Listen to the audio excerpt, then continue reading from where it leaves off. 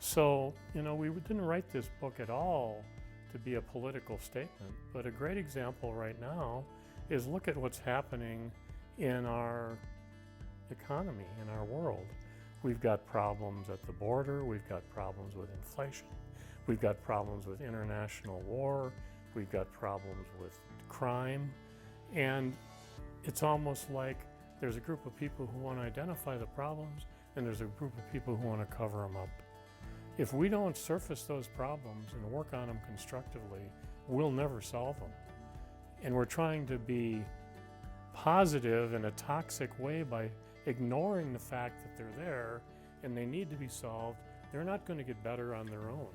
Any problem is like that. You've got to address it and solve it squarely and honestly in order to make progress. Let me give you a specific example. I had a student several years ago who was a very good student, and she was spectacular. And when I do work with students, work with student teams, I take them out in the hall and say, this is what you're doing well, and this is what you need to work on. And it's always the same conversation.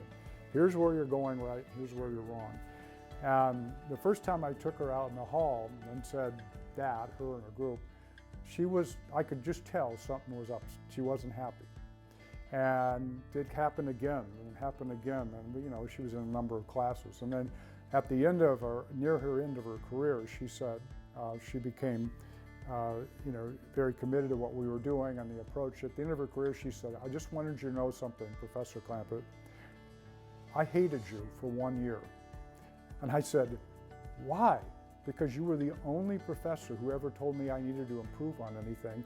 All through my high school, I was the A student. I was the one who everybody thought was wonderful. My teachers never criticized me. And now I resent that. All those years of all those teachers who never gave me any feedback at all on how to get better, you're the only one who did that.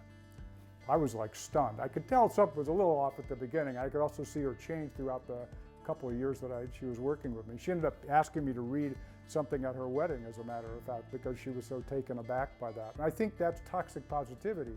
Her educational experience was toxic positivity. And it goes back to coddling. We don't need to coddle people. They're tough.